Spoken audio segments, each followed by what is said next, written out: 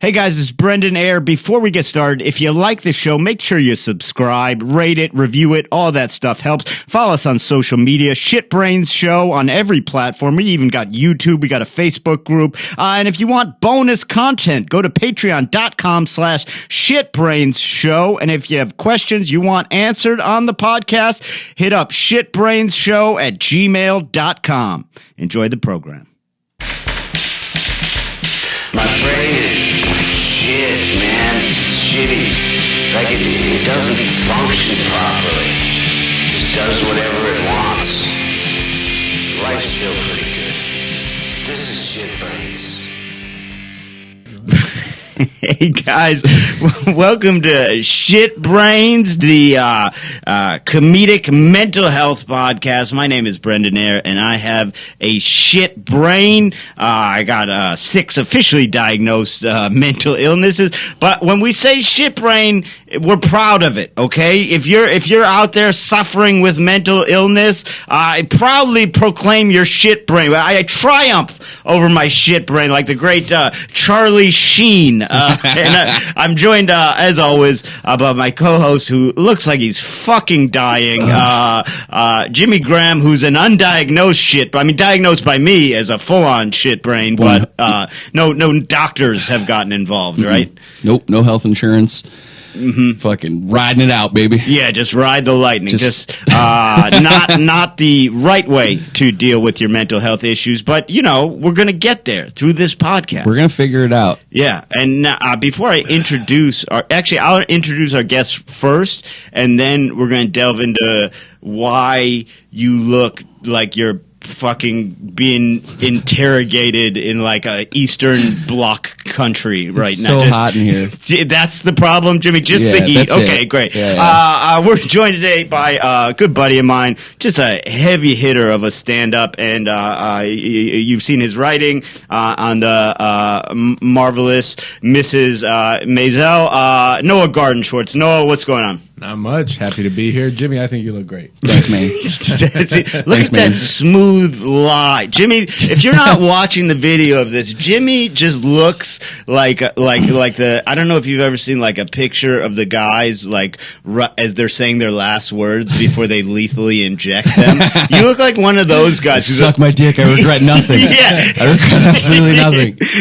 That's what they all would. It's like at some point you'd think they'd be like, hey man, no more last words. Because it's never like, I'm sorry to the family. It's always like, you're a bitch. Do what you have to. And I loved it. I loved every second of it. Every fucking time. So, okay. I'd take a lethal injection right about now. You would take a lethal injection. So Potassium what is going, just a hangover? Or let's do that. We always do a Jimmy check. Yeah, please. I feel like now one is needed more than ever. We always do a Jimmy check. Let's get right into the Jimmy check. What's the problem here this morning? This afternoon, I love that a Jimmy check doesn't start with how are you? It starts with what's the problem?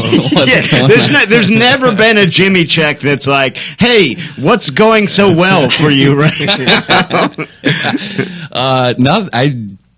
A victim of pussy. I fucking stayed up until 7:30 a.m. And I want to fucking die right now. I'm so tired. Let me just delve into this for a second, because Noah and myself, both men who have, we're settled down now, but both men who have been successful with women. I don't recall it ever making me want a lethal injection. I don't think pussy alone. And I certainly never call myself a victim of pussy. Maybe a victor of pussy. A beneficiary of pussy. Like what? Jimmy, what's the problem? He's like, I got laid last night. Yeah. Well, I mean, did the pussy just smother your face to the point of death? Literally, yeah, almost. Yeah, it's fucking annoying. Yeah, that is a little... Gained nothing out of it. Was this a one night first time hit? Second time. This is the DMT chick. This is the DMT. Jimmy had a problem where his dick malfunction. I heard about it on his set last night. Yeah, everyone's been there, and his solution was to take 3 dick pills, which that part of it excessive but understandable. 3 is a lot. Yeah, It's too much. excessive but understandable. But the second half of his solution was to smoke a shit ton of DMT, which seems entirely unrelated. Sure, but whatever works. Yeah, you know? whatever works. But that girl, kept on coming back. But I'm sorry, boys, I'm a little tired today. Well, but I mean, delve into that, and we don't want her name or anything. But like, so not good without DMT. You're out on this Ruined. one? We talked about it. I peaked, dude. Well, yeah, I mean, if the first time you ever hook up, you're on DMT, you're setting yourself up for nothing but failure and disappointment afterwards. Forever. Yeah, it sucks. Yeah, I've that's seen the not top good. of the mountain. You're gonna have to get into like ayahuasca or whatever, like some just fucking Or just next take a level few shit. months off of all that shit and recalibrate and be able to have normal sex again. Yeah, Nice. All Or right, just- that's smart. seems That's like actually That smart. seems like the healthier That's option. Yeah. as a mental health podcast. That's the first actual decent advice anyone's given Sure. it. Because my advice was gonna be like, "Have you tried fucking her ass? have you tried that yet?" I don't like fucking girls in the ass. Do you, Jimmy? Do you, Yeah, you guys? no, I'm down, You guys- dude. I'm getting right into it. No, I'm not a big. No, I'm not a fan of anal. I've done the it, only and one? every time I do it, I go, I think I'm just doing this to be cool. You know what I mean? Like, I think this is the thing to do, and I don't, because it's not slippery the way the vagina is. Eating ass. You on board? Yeah, I mean, I'll do anything. I don't care about that, but I don't. Yeah, but let's. I took us down a Sorry. rail Yeah. that I shouldn't have done so because I'm furious about something. I'm fucking furious today, and Let's hear it. I need to get off my chest now. Noah, where we are, this is called Tremont. This Okay. would be the equivalent of Williamsburg. Would Okay. we be in Brooklyn? Like first, the cool people drove the locals out, Right. and now the rich people are Got it. driving the cool people out. Went and from so, local to hipster to a young family. yeah, yeah, Well, exactly. it's gay guy to hipster to. Right, that's Yes. right. It was originally like cool gay guys, and then the hipsters took them over, and now Now it's just now yuppies. the like now it's yuppies, right? Okay. And so I get off 90, and I'm go under the bridge from 90, and I've never noticed this before. There's fucking There's an adult swing set just under the bridge, and it's just like fuck you, like no, you don't need anything whimsical under a bridge, you know what I mean? That money, and it's like most people are like whatever, but it's like no, that could have gone to schools, and you were like, let's put a swing set under the bridge to be fucking Let me fun. ask you this: how do you know it's an adult swing set? Adult What difference- size, full adult size. Okay. These were wide swings, and Got it it. wasn't. And I'll tell you this also. I'll tell you another thing. It wasn't because we had these at my elementary school. It wasn't for disabled adults. It wasn't. There was no protective gear around them. It was just adult size swing under a fucking bridge. I would argue that it would have been worse if it was for disabled adults. But it's like, yeah, let them swing under a bridge. That's where we'll put it. What that's my point. Is like, what good is ever gonna come from a swing set under a fucking bridge? You're just doing that so people go, oh, Tremont, Look it out. so crazy. Yep. Swings under the bridge. It's like, fuck you, man. Build something people need. Under a bridge? Under a bridge. Yeah, I What, mean, what did you want to see happening under that bridge? Like, listen, I understand the anger of misplaced funds. right. But do you think that this adult swing set is taking the place of something else that should be there under a bridge? No, not at all. That's a great question. Nothing should be under a bridge because nothing good happens Right. under a bridge. So don't add like an event. You know what I mean? Like already guys are shooting up under a Yeah. bridge. Don't give them like an exciting thing to draw Just to them chill out. Okay. Yeah, just like, Fucking- dude, if we're gonna do heroin, we gotta hit the Tremont Bridge because Yeah. they got those new swings in. You should go cut them down, dude. I'll cut them. I'll Let's fucking fucking cut cut 'em those down. down. Yeah, I don't know if I don't have any, but you need like Wire bolt cut, cutters. yeah. They're Chains. yeah, they're chains. Now, so one thing we like to check in on this show, it's very, as you can tell already, we've covered ass fucking and swings. It's very loosely Well, that's- mentally.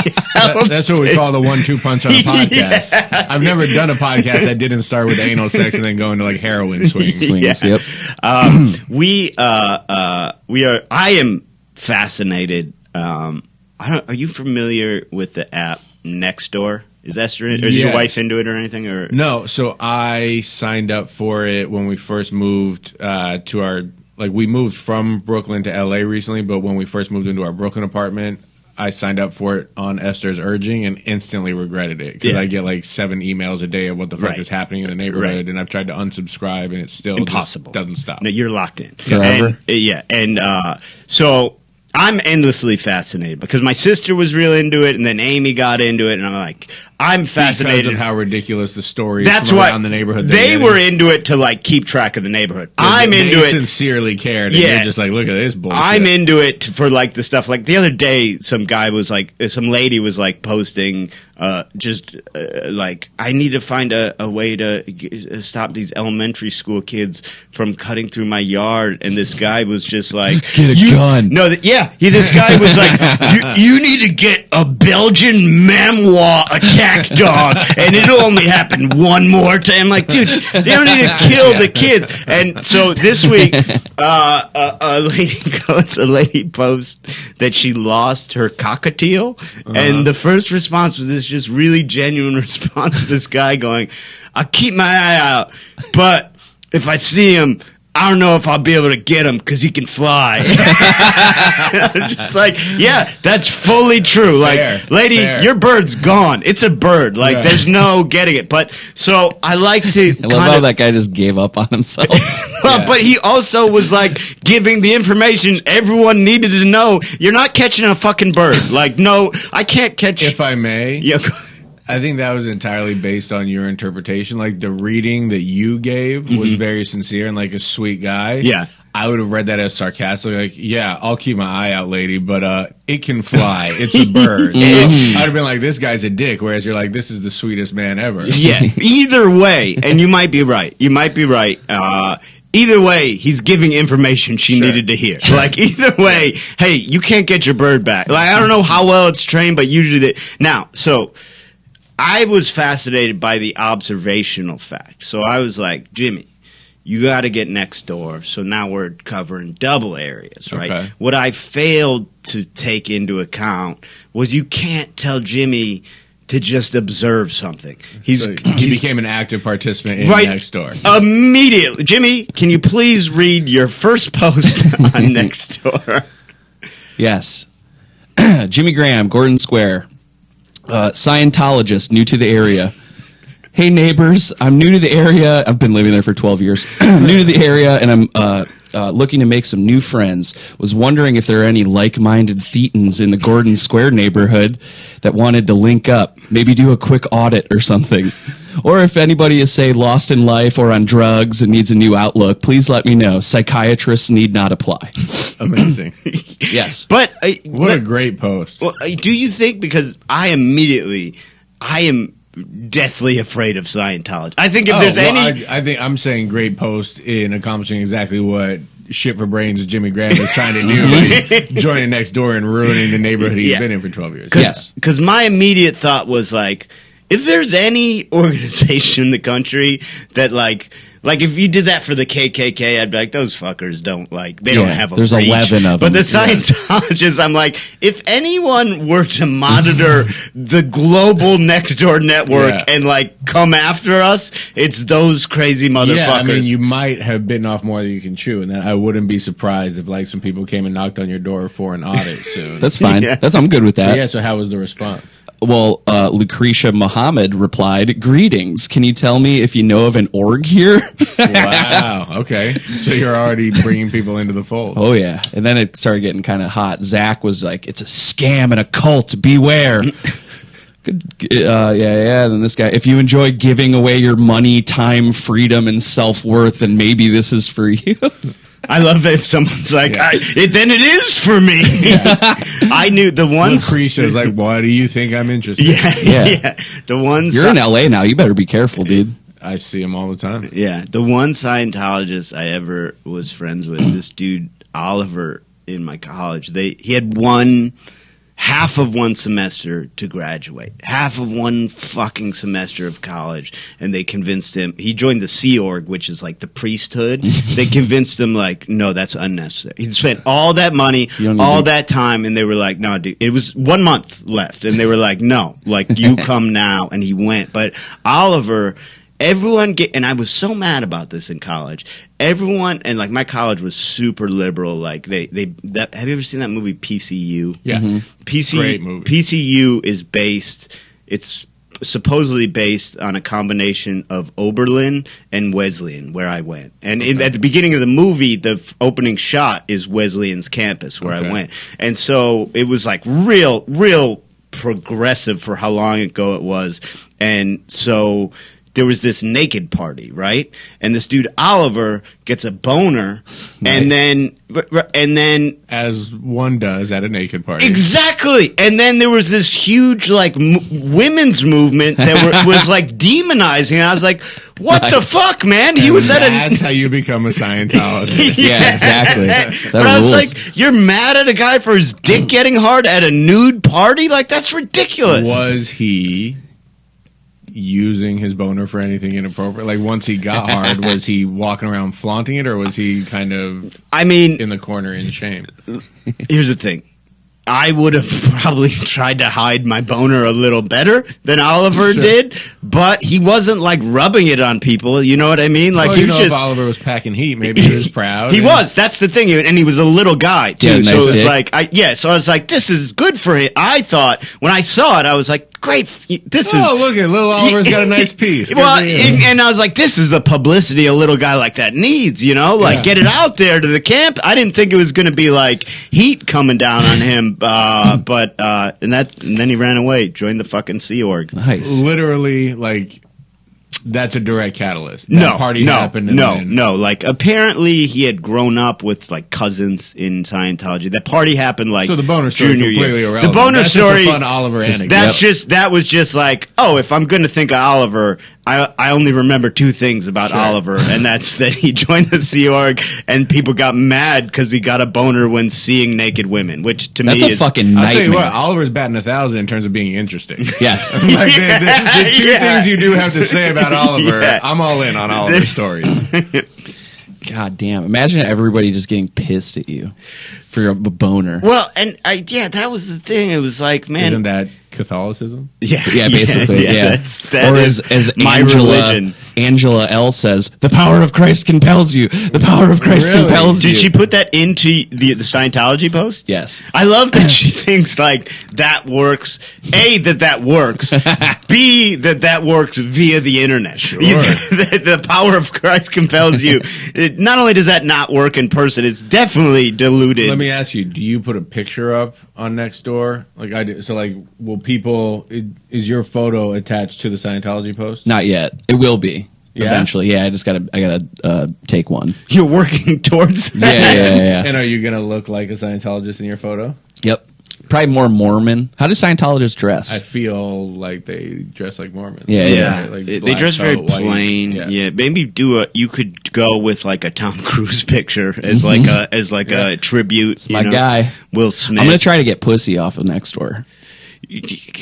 Listen, I feel like you're making it harder than it has to be. There's so many apps specifically designed for getting pussy. I don't know that you need to go through Nextdoor. Me and to do it. Lucretia, dude. Also- Lucretia also- hooking up. I feel a little bit obligated to point out you got pussy app free last night, and you want to be lethally injected. So I don't know that it's necessarily. Yeah, it's a temporary fix. I will say, I Band-Aid. told you to scale it back, but you're going from DMT to Nextdoor, which actually is pushing it Yeah, further, it is so. pushing the boundaries. So this is, I guess, a thing that I wanted to talk to you about specifically, Noah. That's If we could take a moment to get serious. I get Sure. when I get serious, I get that. Sure. I take Yeah. I go to my NPR voice. There you go. Something that has always been interesting to me about you, and I find admirable. Like we're all three of us in show business. In order of success, it goes Noah, me, Jimmy, and then Jeremy. Yeah, and then Jeremy. Right. So God forbid I put you at the bottom, Jimmy.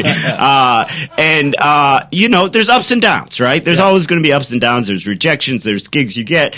And one thing that I have always noticed since we met in New York, you have a calmness about you that seems to never really waver. Like I never see you gloating. I never see you seeming particularly down. And my question is that something that you've practiced and is real inside, or do you just not like to kind of show the world? Do you like to play it close to yourself? No, I would like to actually think that I am authentic. I appreciate you saying so. And the truth is, my natural demeanor is just a kind of calm, laid-back guy. Yeah. So in general, I don't let the highs get me too high and the lows get me too low. But I think more than my natural temperament, it's also the result of perspective. And like, I lived a fairly full life full of experiences before I got to comedy, right, all of which came with extreme highs and lows, so that by the time I became a comedian, it didn't seem as important as it might to a lot of comedians who that is their whole life and their whole identity. Like, right, I lost my mom before I started doing comedy. I had lost friends to suicide early on. Yeah. I was an athlete, which comes with the highs and lows. I was a day trader for a hedge fund, and day trading is like an emotional roller coaster every single day. So, like, I've just had so many life instances that taught me to remain calm and kind of temper my emotions throughout. So it's like, I'm a human being. I experience joy, I experience sorrow, but I never lean into either of them too heavily because I know that there is a balance of both. That's interesting because I have a somewhat similar comedic background. Like, and I often think like, God damn, I wish I started when I was 18. And then when I step back, I'm like, no, I don't, because I see those guys at open mics, and oftentimes they don't have much to talk about. Right. And it's like, you know, I lived a life of being an addict. I lost 3 of my best friends in a car accident. I was I had a great sales job. I lost it because I was a drunk. I worked at Starbucks. Then I was an industrial research analyst, and then I became a comedian. You know, like, so I lived all this stuff, and then I felt like once I became a comic, I had perspective, I had things to talk about, but I still didn't, and, you know, outwardly, I probably don't appear to be like, and now, these days, I'm a lot more kind of where you're at in terms of like having the perspective, but God, man, things would get me, rejection would just kill me, and like even with all that life perspective, even with like having had these horrible blows that I knew were way more important than comedy, and so I wonder if that's just a temperament thing, or like, was that part of your upbringing that you just yeah, I mean, I honestly don't know there's one definitive thing I can point to. Like, one of my in my upbringing, one thing that, like, my mom's catchphrase, if you will, like literally the theme of her speech at my bar mitzvah was "Life's not fair." So I like didn't grow up in a household that was just like, dream it, you can do it, and the world is your oyster. You know, like, life fucking sucks. Yeah, like I was surrounded by a balance of positivity and negativity. Like, I was supported, but also didn't live a sheltered life of unconditional happiness. But I really think it's also a matter of just like kind of having a look in the mirror and a talk with myself of like, okay, I could dwell on this, I could be upset, because we've all been rejected. I've been very grateful and blessed for the success I've had, but I've had tons of no's and rejections that people don't know about. And it's just like, once you've been rejected, what good does dwelling on that do? Unless I got rejected for something because of a mistake I made. Like, if I had a showcase and I simply wasn't prepared. If I like went and got fucked up the night before, and like my brain was mush, and then I forgot a joke because I wasn't. But like, in comedy, all you can do is tell your jokes and hope that people like it. And if that's not enough on that particular night, or if they're looking for something else, there's literally no good in beating yourself up over a no that you had no control over. That was like such a great lesson for me when I finally came to grips with like, oh, if they're not looking for me, that's okay. That doesn't mean I did, like, you know, I remember being on a big showcase and doing really well, and the people putting on the showcase were interested in 2 other people who I felt did worse. And like, I remember at the time having this just terrible sense of like unfairness.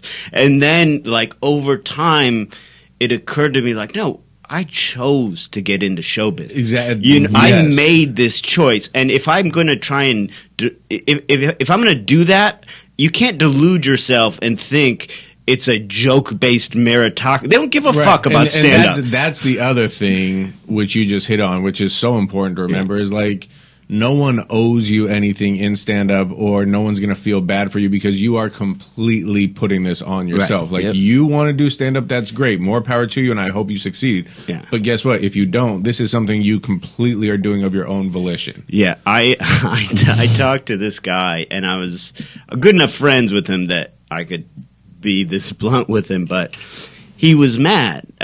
He was mad that he got passed over for something that it was an on-camera thing, and it went to a beautiful woman. And I said to him, I go, dude, if you choose to get into show business and you as a schlubby white guy are mad or confused that you got passed over for a hot woman, you're a fucking idiot. Yeah, like truthfully. it's show business. Like, and also that should have been valid. Like, I could see him getting upset if they went with another schlubby right, white exactly. guy. That's if they went with a hot woman, clearly you were not what they needed on the program. Right.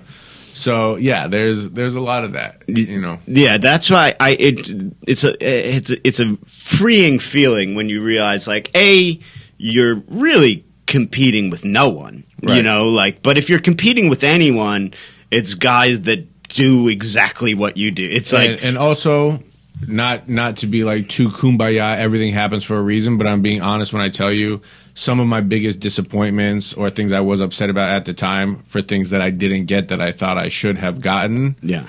Years later, I either got them later and realized how much more suited and ready I was for the opportunity, having gotten passed over at first, and then like by the time it actually happened, I was ready to deliver. Yeah. Or I ended up being grateful that it didn't happen because I see like what that trajectory would have sent me on. If I did that one thing, I would have done that instead of what I'm doing now. And it's like, you know, like it is the butterfly effect to some degree. Like right now, I'm writing for Mrs. Maisel's show that I'm really happy to be a part of. And there are so many things that I wanted along the way that if I got any one of those things, I would not be writing for the show that I'm on. So you just have to take it in stride. And like, again, if you truly are working hard at your craft, if you're proud of the product that you're putting out there, there's really not much else you can do. And you just kind of have to trust that things will fall as they should. Yeah. I remember seeing your half hour, if you remember, down in New Orleans. You fucking murdered. I bet he remembers it. No, Well, wait, what? I was super impressed with what you did there. I think it was you, because they had you up third. Yeah. And then during those tapings, they're like, don't fucking move. But they're like pumping booze into you. Yeah. So everybody's just like, by the end of it, they have to, everybody's like pissing their pants.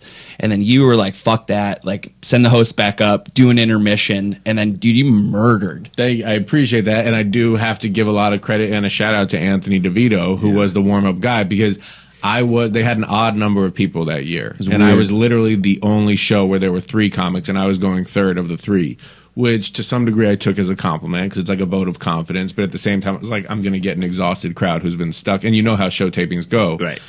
And I did ask Anthony, I was like, can you just go do 5 more minutes so people can take a piss? It was brilliant. And Anthony, to his credit, went out and he did a great job keeping them engaged and then really got them back ready for another half hour. So thank you, but I do have to give a lot of credit to Anthony for kind of taking that bullet. Well, it also, like, I'm glad you brought that up, Jimmy, because I think it goes very much towards what you were saying, because say you got a half hour 3 years earlier, right? Yep. You may not have had the confidence or the knowledge as a comedian to be like, no, I need the host to go do that. Yeah. Like when I did Adam Devine's house party, you know how they intertwine sketches with that? Yeah. My part of my sketch when I did the show was I was taking a bunch of shrooms, right? And I was wigging out when I first came on stage, and I was supposed to be seeing pigs in the audience, right? Humans turning into pigs. And so they go, okay, when you do this will set them up for and success. They go, when you do your set, come out and just look all crazy. And like the stand-up audience they're not part of the show. They're just an audience. So they go, look all crazy and just like wig out and then go into your set. And I was like, actually, how about this? I'm going to do a set. And then I'm going to walk off stage, and then I'll come out and do that. And they were like, okay, that works too. And I was like, but I think, like, honestly, like 2 years before, I would have been afraid of the director, or just so happy to have any opportunity. Like, what do you want me to do? Do you want me to actually do shrooms before the set? Right, and it would have been a nightmare because, like, any comedy's so fragile that any like weird, bizarre thing that the audience doesn't understand can fuck up the whole thing, and that would have been ridiculous. But. And it's the same, like, and on the flip side of that coin is like, I've often felt, and it doesn't bother me because I'm very happy with where I'm at, but I have often felt I did the Montreal Comedy Festival too early. Yeah. Because I felt like my jokes were there, like, you know, but my mind wasn't there. Like if I had it a couple years later, I think I would have been like more prepared to fuck around and like kind of go wild on that set, which you kind of have to, like, if you're going to stand out there. Like I kind of just went up there, delivered my well-crafted jokes, did well, and nobody fucking wanted to talk to me because it was like, we want to talk to the guy who was fucking singing, or Hassan Minaj who was pacing the stage and owning the goddamn room, you know, like, and I wasn't at that point yet. And, but like you said, it kind of all falls into place eventually. Now we like to do this thing. We like to talk about historical cases of mental illness or interesting things of the brain. I'm fascinated by the brain because my brain, you know, however many years it was, 11, 12 years into sobriety, my brain literally turned on me and, you know, like, was my own worst enemy, and I was out of comedy for a year and was in the mental. Oh, by the way, I remembered a mental hospital story yesterday that I've never told you, Jimmy. So I've been in psych wards and they suck, but when I eventually kind of got better, it was in this mental hospital that luckily my insurance covered. It was like a private mental hospital in Houston, and there was all these lizards on the ground. There was these little lizards running around. Real lizards. Okay. Like on the they were real lizards.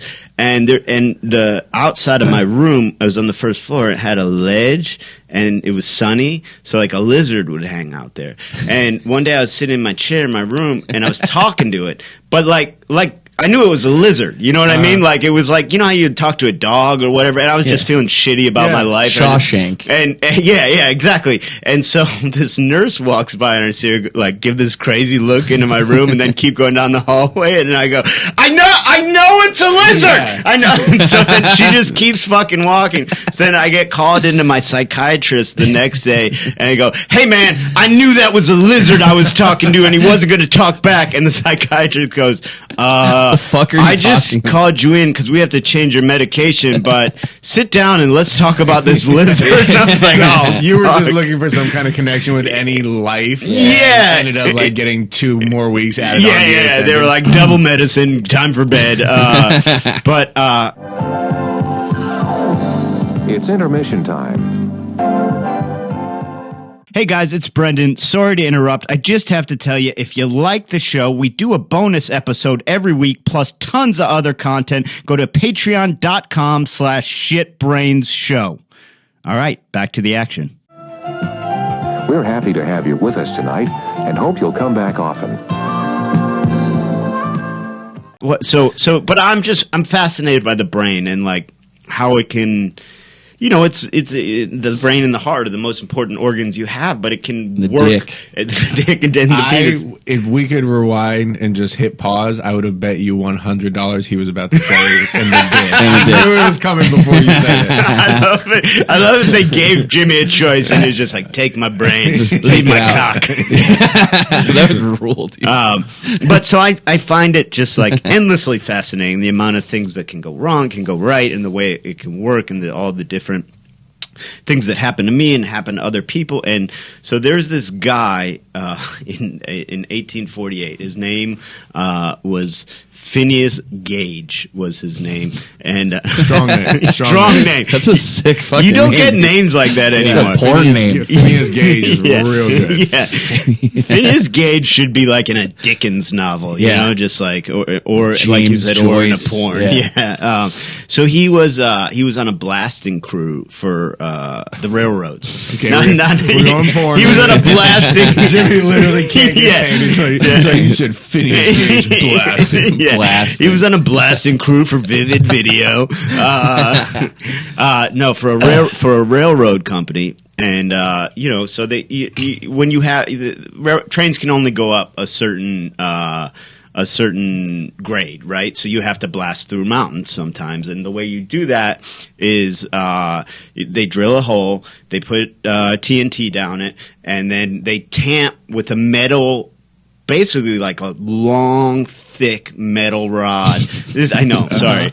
They tamp down sand into there because otherwise, if you don't tamp down the sand, the explosion would just be directed out the top of the hole, and you want to be blowing up the rock. So this dude, Phineas Gage, is the head of this crew. He's tamping it down. The tamping rod hits the rock, creates a spark, it blows up. The tamping rod literally goes through his mouth, up straight through his fucking brain, through the left front temporal lobe, I think it's called, just directly through and out the top of his head. And just not even really injured. When the doctor came, he was sitting on the porch. Yeah, so there's a picture.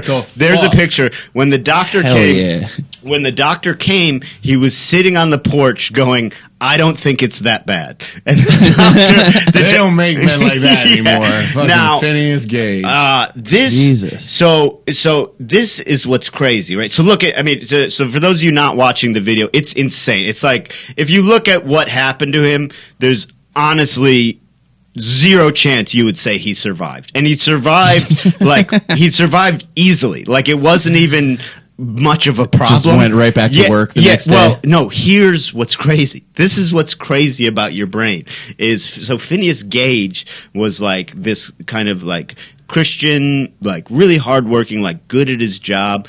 This shit happened to him. Scientology? And no, so he got a rod blown through his brain. No physical ramifications other than his eye, as you can see in the picture, was kind of fucked up. But he just became, apparently, just a complete fucking asshole. That's all that happened. He just became, like... Well, a rod through the eyeball and brain tends to change the way you interact with people. But it wasn't anger, like, over the injury. It was literally whatever was in his brain. It hit, whatever it hit was like the, part that says hey man, don't call your boss a motherfucker. And he was he had no filter. Everyone hated him. He wouldn't work. It was crazy. And it's your brain is so weird that and they were you can't have a job anymore, man. He joined the circus.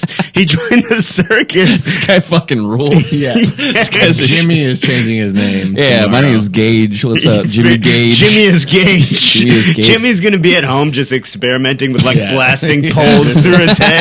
Maybe I'll turn nice.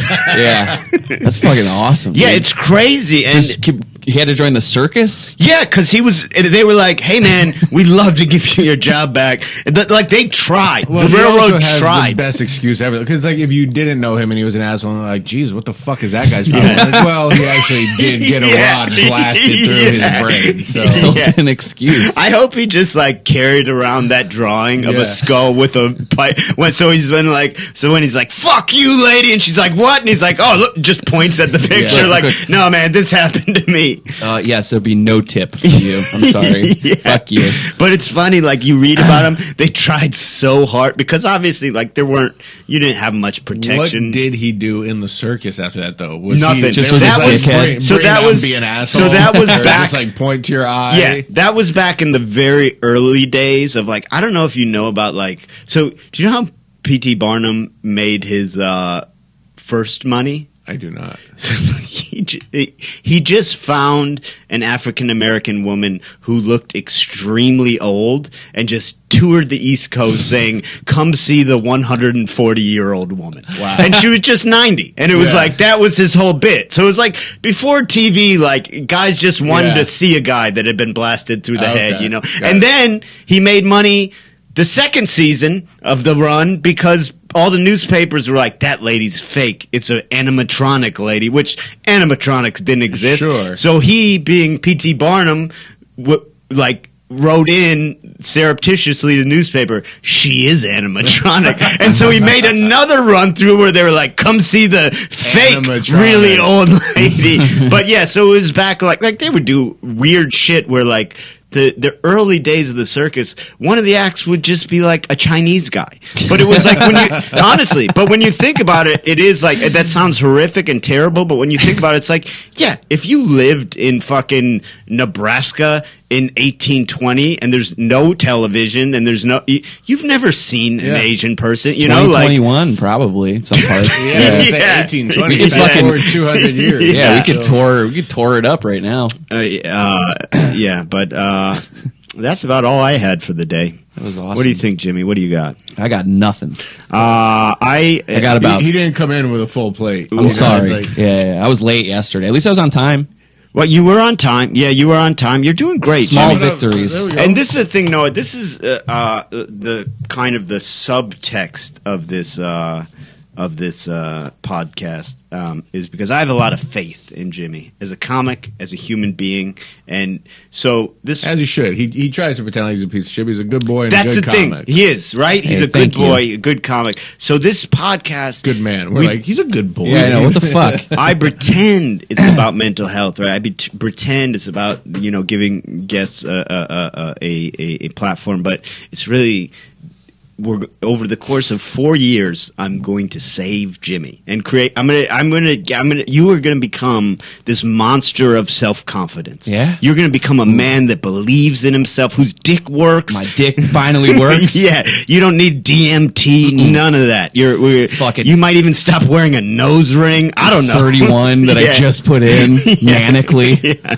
I'm going to be I think the best middle story is going to be an important turning point in the life of Jimmy Graham. Dude, that guy's fucking awesome. Or it's either going to be a turning point or how Jimmy dies. Sure. Like Jimmy was experimenting in the backyard with fucking bottle rockets with nails attached to them. Hell yeah. Jeremy, where are we at time-wise? 40 minutes. 40 minutes? We don't have shit left to talk about. This is ridiculous. Well, I can tell you something interesting. Yeah, please. Well, I don't know how interesting it's going to be, but last night, road comics, a lot of people imagine that we go out partying and living a crazy life. And the truth is, now when I'm on the road, I just go back to my hotel room and watch TV. Yeah. And last night I was watching, A&E has these biographies now on all these old professional wrestlers. And I watched the biography of Mick Foley last night. And I'm not a big wrestling guy, but it was interesting. And, he was great. Like, the reason I just thought of this because you were talking about Jimmy experimenting with like nails and attached, and Mick Foley, I guess, was one of the first ones to really push like landing on thumbtacks and dead nails. Big it was into like that. A complete masochist. Yeah, but outside of the ring was like the sweetest guy, just like a complete Family Guy father, husband. And so, like, talking about the psychology of the brain, there was this guy who, like, in a twisted way, really loved pain and punishment and violence, but then was just a soft teddy bear as soon as he stepped out of the ring. Yeah, and I find that in some ways, and I won't name current names of guys I know, but I find that in some ways to be true of super ultra clean comics. Sometimes I'm like, they're big dicks. You're the assholes. Yeah, you guys are the assholes. Yeah, Esther, my wife, is a comedian as well, and she has.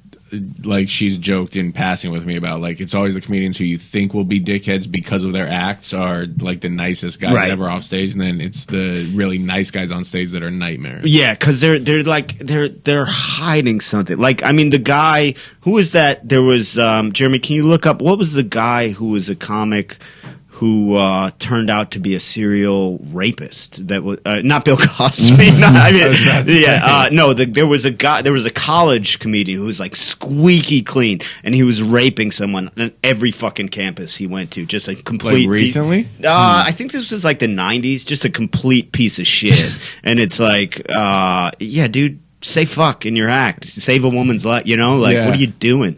Mick Foley, by the way, everywhere I've ever worked. Vince Champ. Yeah, Vince Champ. And apparently he was like squeaky clean. Everyone loved him. And he was a serious... Yeah, his DNA and tour schedule were matched up with the rapes on college campuses. Yeah, which is crazy. That's horrifying. So not only is Cosby a rapist, he's a joke thief. Fucking thief, dude. That was a bad joke. Sorry.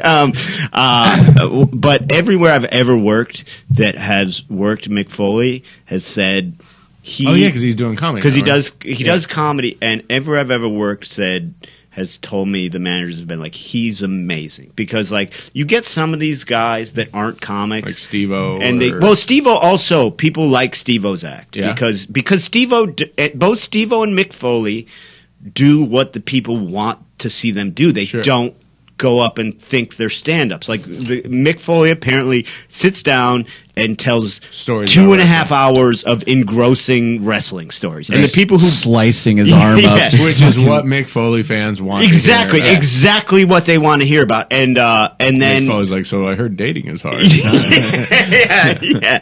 And then Steve-O just like squirts lemon in his eye, does a few backflips, staples some shit to himself, and then sells $80,000 worth of merch. And it's like, yeah, that's what Steve-O fans want to see, you know? Like, so I did have a fucking bad interaction with who's the guy that sells barbecue sauce? That's like a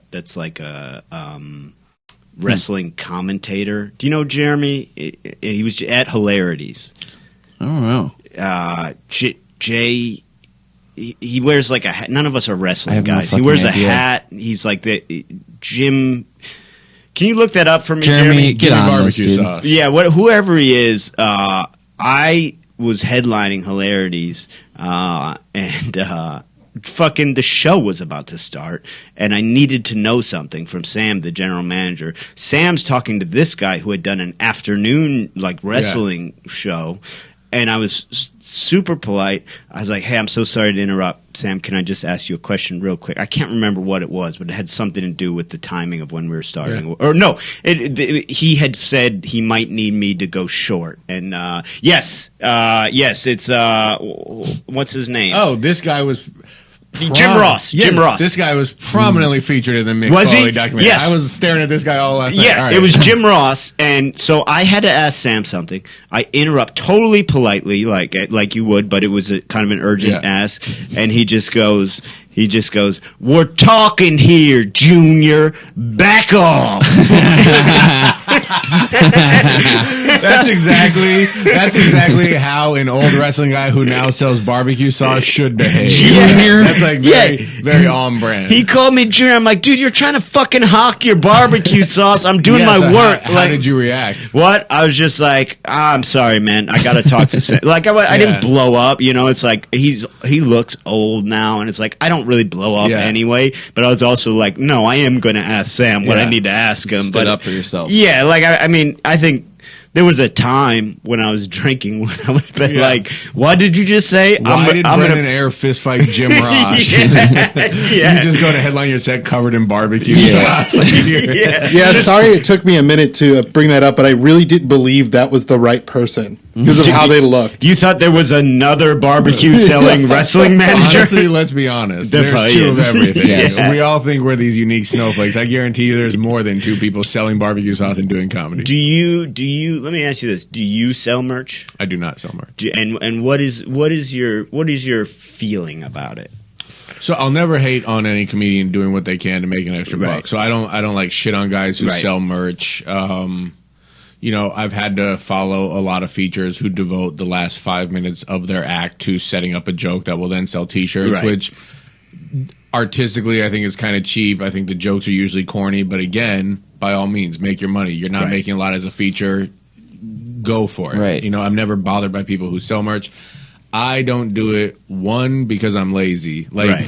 other than the work into my act, I'm not good on social media. I don't have merch. I don't really care about or put time into anything other than writing jokes and working on my act. Yeah. So that's just kind of my thought behind it. And then also, I don't want to travel with a whole extra Yeah, suitcase full that of sucks. T-shirts that may or may not get sold. Right. You know, I just like... The posters are the move. Well, They're cheap. They're like they Yeah. cost like 11 cents a piece. I switched over, and the reason I switched over is just because this dude was featuring for me one time, and he was selling fucking panties. He was selling Nice, T-shirts dude. and panties and Yeah. thongs. Fuck yeah. And I was just sitting there watching him, and I was like, He ended up making more and I than was you like, on the dude, weekend. that guy just made 4 times what I made on the Yeah. weekend. I'm leaving money on the table. Like Yeah. can't. I was like, Yeah. I can't do this anymore. But I can't wait for the day when I can just be like, I'm not, because it feels.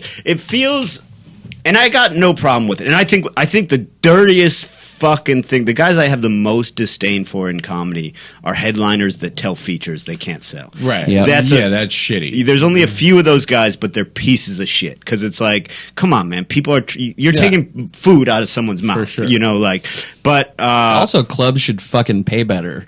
yeah, right. Yeah, of That's course. the It real is- that's the real nugget there. It is kind of funny though.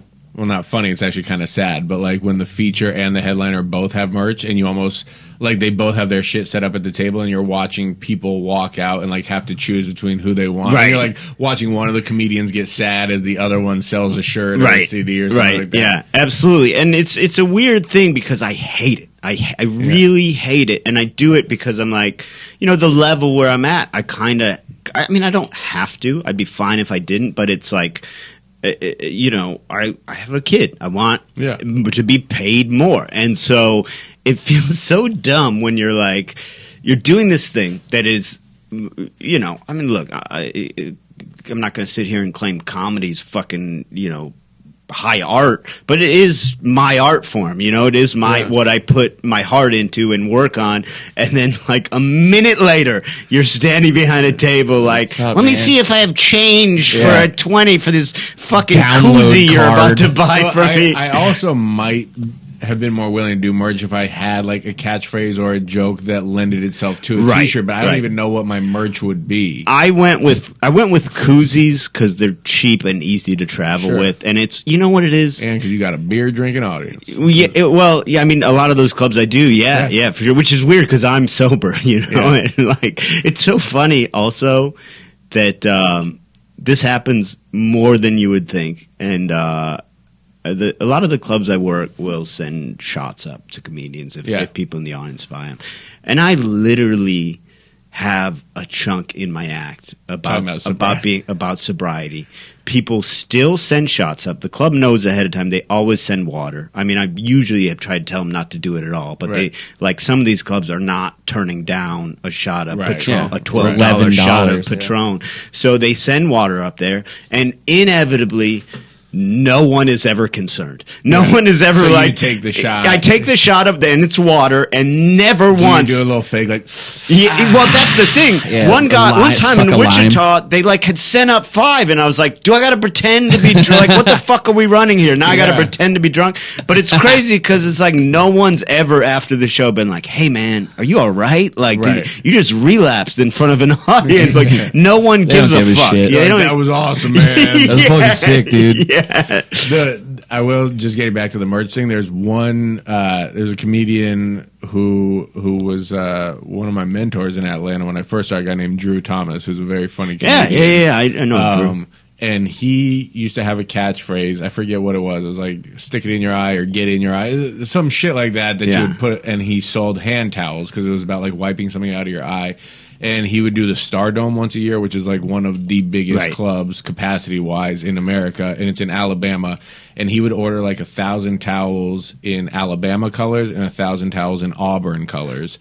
And after the show, he said it would literally be split 2 lines of like Wow. Alabama and Auburn fans each wanting their color Wow, towel, and dude. he would just sell $5,000 worth Oh my of stick it in your God, eye dude. towels. Hell yeah. Yeah, I wasn't exaggerating before. I worked the Albany Funny Bone the week after Steve-O. This was like 4 or 5 years ago, and they literally said he did 60 grand in merch. Jesus in fucking merch Christ. alone. But he has a team, and those Yeah. and when you go see a show like Steve-O, you want merch. He's got like Right. 2 books, DVDs, Right. fucking poster, everything. Like the only thing I don't like, there's one thing in merch I don't like, and then one thing I love. What I don't like is guys that charge for pictures. I think either take a picture or Yeah, don't that's take a picture, very but lame. don't fucking charge for it. Yeah. I don't have a problem with guys like, I don't take pictures, whatever. That's your Yes, but business. do not charge for it. But the charge, I think you're just being an asshole.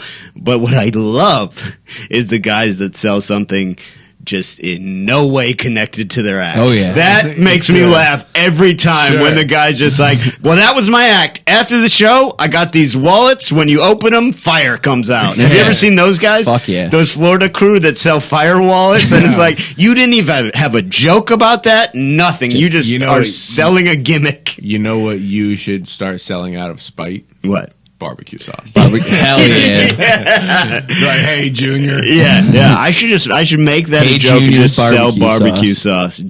He's and I think You know he's- what? Close your set talking about Jim Ross calling you Junior, then sell barbecue sauce, and then you can kind of become the heel to his wrestling character. I've been called. Oh, I was called Junior a different time. So there What's used to going be. on with people calling you Junior? This was What's- weird. This was funny. And this guy, I think, got fucking in trouble. But The dude under the bridge did you on the ever swing. do before Fox News? Jimmy was like super right wing. They were always been right wing, but there used to be this. the Red Eye? Yeah, there used to be this panel show New York comics would do called Red Eye. That was like sort of an apolitical show. I mean, it was. I guess it was conservative, but like it was. Did you ever do that? No. So I did it a few times, and it was like I wouldn't have done it now, but it was back when Fox News was like a little bit more Tim legitimate Dillon used to do it news. a lot. Yeah. One time I like horrifically offended Meghan McCain with a joke about there was this sex doll that came on the market. I made a joke about Terry Schiavo, that woman in a coma, and Meghan McCain did not care. She for wasn't it. a fan? But this is an interesting thing about Fox because it's obviously this multi-billion-dollar entity. It's shitty. Like the studios are really nice. Everything else sucks. Like the hallways are just like they just store boxes and shit in the Bullshit. hallway. The green rooms suck. Like it's real cheap. It's weird. It's real cheap. And I was getting my makeup done before the show, and all of a sudden this old guy just comes running in, and it's fucking Lou Dobbs. You know Oh, Lou God, yeah. Dobbs, like the money, Yeah. and he's like, and he goes, "Out of the chair, Junior! A blood vessel burst in my forehead." And I'm like, Fuck yeah. I'm like, they don't have a dedicated Lou Dobbs fucking makeup I was guy. gonna say that just like your boy Oliver is 2 for 2 on the stories, you're 2 for 2 on stories where you get called Junior. Yeah, you're killing it. One is a wrestling barbecue sauce magnate, and the other one is Lou Dobbs literally busting a blood vessel in his forehead. Well, but I think you're never gonna get called Junior in like a maybe like an old nice It's either gonna be an Sure. old nice grandfather or an event. You know what I Or mean? Lou Dobbs. Or Lou Dobbs, but yeah. But that's gonna do it for Shit Brains today. Noah, thank you Thanks, buddy. so much for coming on. Yeah, my pleasure. Thank If you. there's anything you want to plug, this will come out. We're kind of still figuring out the scheduling, but this will be out at the latest by July 20th, I would say, if there's anything you want to plug. Great. Well, I recently recorded my 3rd album, which will be coming out the beginning of August. That's perfect. Fuck So yeah. beginning of August, you can look out for a new album coming from me called New Fodder, and it'll be out, I believe, August 6th. Sweet. And you want to? Where can people find you? Find where you're going to be? Instagram is the only social media I'm still on. Yeah. I Next door. Yeah, you can find me on Nextdoor with a Scientology profile. No, I'm Noah G Comedy on Instagram if you want to see a bunch of pictures of my 1-year-old son. Sweet. Yeah, man, I'm pretty heavily. I'm like accidentally on TikTok now because this feature was like you got to get on, and then all of a sudden I got 1 million views and kept doing that, and I'm off like everything else. Yeah, I'm just like, dude, I don't care, man. Yeah. Jimmy-S Gage, you got what do you got coming up? Let's follow me on Instagram, Insta Jimmy Graham, Jimmy with an IE, and just got a bunch of local shows. So check out Jimmy runs some great shows, and we don't know exactly when this will come out, but he brings in great guests to the Winchester. So look up the website for the Winchester in Cleveland. You can find a lot of the shows Jimmy brings in. You can follow me, Real Brendan Air, on TikTok, or Airbud on everything else, but I don't really use anything else. I tweet like once every 2 months and then never look at it. Mm-hmm. So, solid show, everyone. Yeah, I think we killed it. Thanks, buddy. Thanks, man. Well, we're out.